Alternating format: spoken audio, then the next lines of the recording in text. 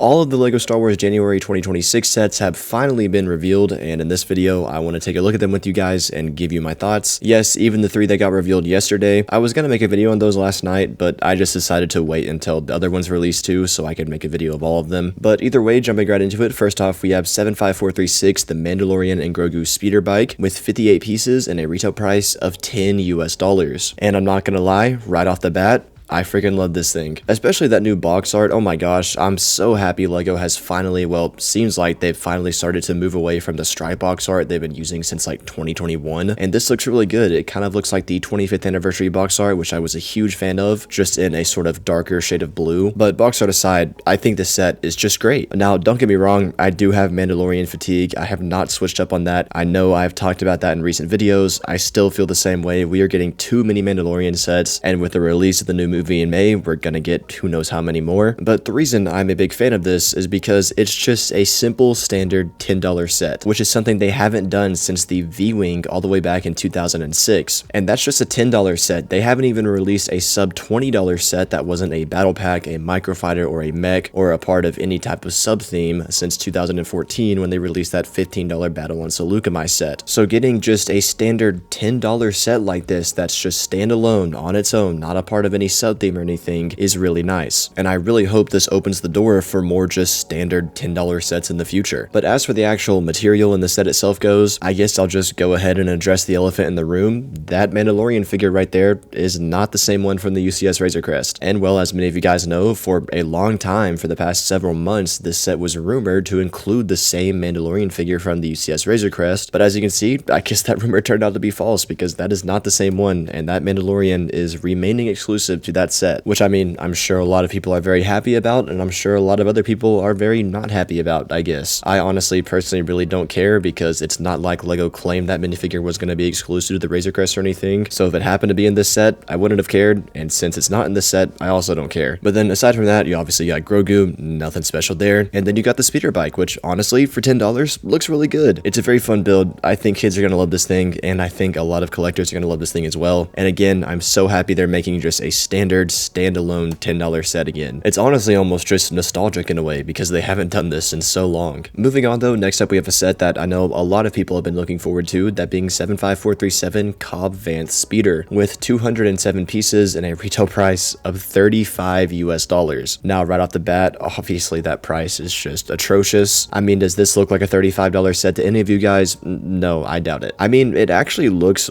literally barely over twice the size of the Mandalorian speeder that I just talked about, that's $10. So at most this should be a $25 set maybe, but no, it's $35. Regardless though, like the last one, it has that beautiful Mandalorian box art that I am a huge fan of, and then the speeder itself actually looks really cool, which I mean is kind of expected. Cobb Vanth speeder is just a cool concept in the first place with like the pod race wing and everything, so I really feel like it'd kind of be hard for LEGO to mess this up in the first place, but still, I mean, I like what I'm seeing here. But the real highlights are definitely the 2 minifigures, that being Cad Bane and obviously Cobb Vanth in the Boba Fett armor. And we'll start with Cobb Vanth, and like, he looks phenomenal. I love his face print, I love his hairpiece, and then the printing on the Boba Fett armor is so beautiful, especially the arm printing. They did a very, very good job on that. I'm honestly pretty surprised. Same thing with this helmet too. It's got the damage all over it. It just looks really good, very highly detailed. It's just high quality, which is what you want to expect with LEGO figures, but we only get it half the time nowadays. But regardless, it looks good. And then in this picture right here, it looks like there's also a feature actually where you can put Boba Fett's armor inside the actual speeder itself, or at least his helmet. But then we have the live action version of Cad Bane, and like Cobb Vanth, he looks phenomenal. He also has arm printing, which is something I just wasn't expecting, and it's great to get Cad Bane in a cheaper set, because the last one he came in was the Justifier, which was like $170 or something. So overall, the actual material of the set itself is looking pretty promising, but man, that price of $35 is just not good. Moving on though, next up we have one of the sets that actually got revealed yesterday, and also one that I was really looking forward to, but now I'm kind of skeptical of, that being 75440 AT-AT with 525 pieces and a retail price of $65. So the reason I was excited for this is because LEGO is finally expanding midi-scale to ground vehicles, which is something I've thought they've been needing to do for a long time, and it looks like this has opened the door for more ground vehicle midi-scale sets in the future. Hopefully we can see something like a turbo tank or an AT-TE, but this set just doesn't look like it's worth $65. And I know most of you guys are probably thinking that I shouldn't be surprised by that because all the mini scale sets for the most part have been overpriced. But I mean, still, this is just looking pretty rough. A lot more overpriced than I was expecting. Now, the actual build itself looks amazing. I mean, don't get me wrong. I think the AT-AT looks great, and I also love the addition of the snowspeeder wrapping the cable around its legs. I wasn't expecting that, so I think that's a really nice feature, but it just seems so much smaller than I was expecting it to be. As you can see on this chart right here, it's 6.5 inches tall and 7.5 inches long, and I mean, I guess that's roughly the same size of other $65 sets like the V19 Torrent or the Droidica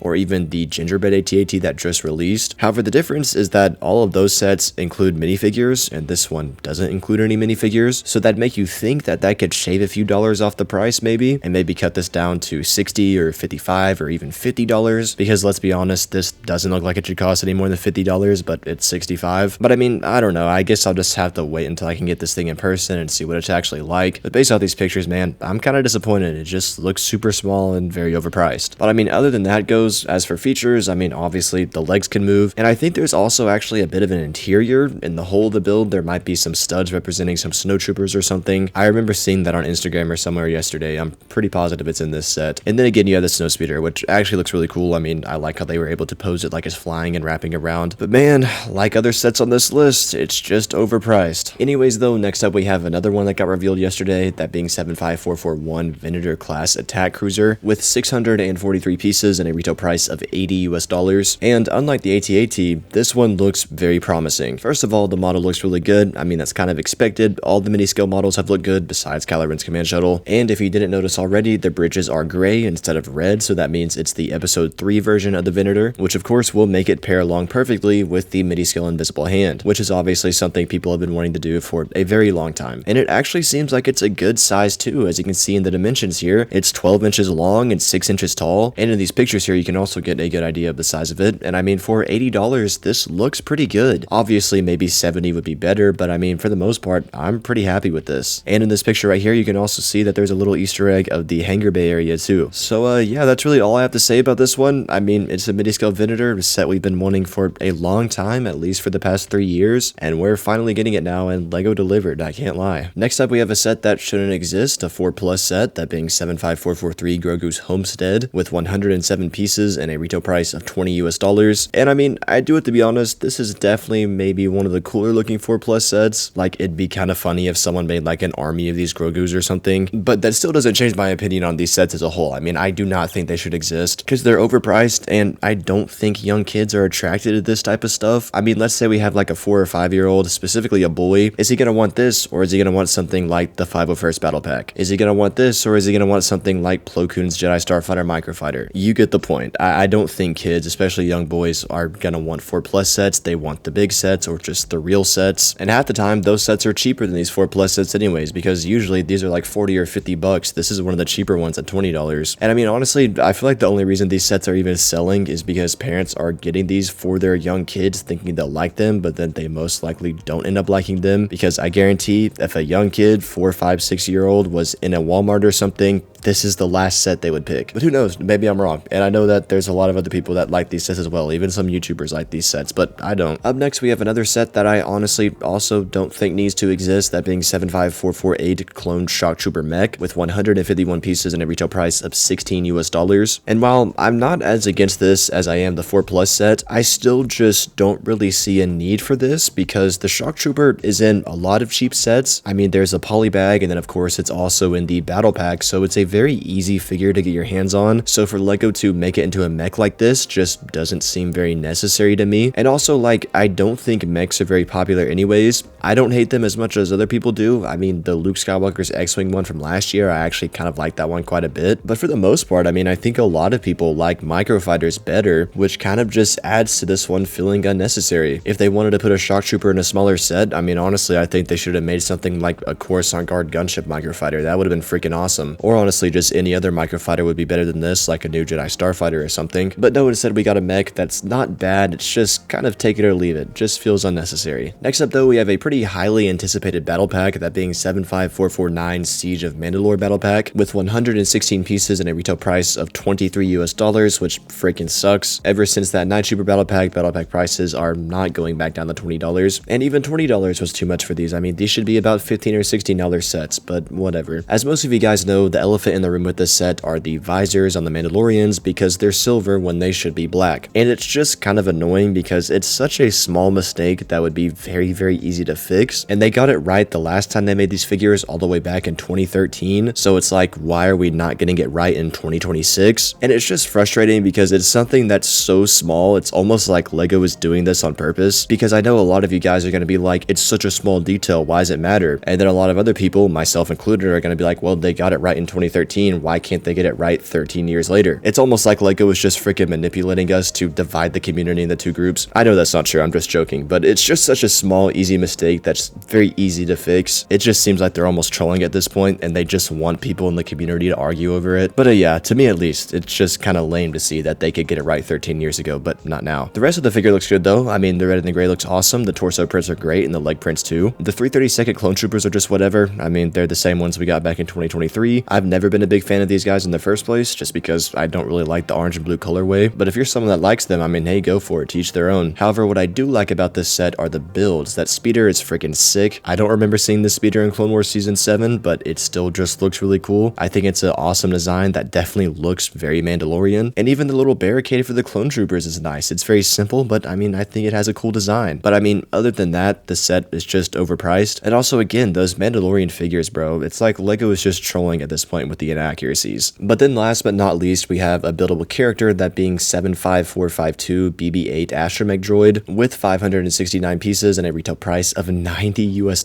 And holy crap, this thing does not look like it's worth $90 at all, especially in this picture right here of it next to the kid. I mean, it looks freaking tiny. I mean, I'd ruled this thing off at probably $70 at most, but I mean, other than the price, it looks solid, I guess. The flat bottom maybe looks kind of awkward, but other than that, it looks good. They got the sphere shape down pretty nicely, and also those printed pieces look great. But other than those things, I don't really have much to say about this one. I am really glad to see them doing another sequel playset for once, actually, but at the same time, it feels kind of lame for them to just do a buildable character. We already have plenty of buildable characters, so like, if they're gonna make a new sequel set, why can't they make an actual sequel playset? I'm pretty sure everyone and their mother would like a new First Order transporter, or even something just like a new Pose X-Wing would have been awesome. But I mean, hey, for those of us that want new sequel playsets, I guess this is kind of a step in the right direction. Anyways though, guys, that is every set that is releasing on January 1st. Well, actually, there's a Darth Vader's polybag releasing too. Here's a picture of it. So if any of you guys are interested in those polybags, this one's coming out too. But now, that is every set that is releasing on January 1st. So let me know what you think down in the comments below. If you're new, please consider subscribing. And if you want to check out more of my videos, you can click on the screen right now.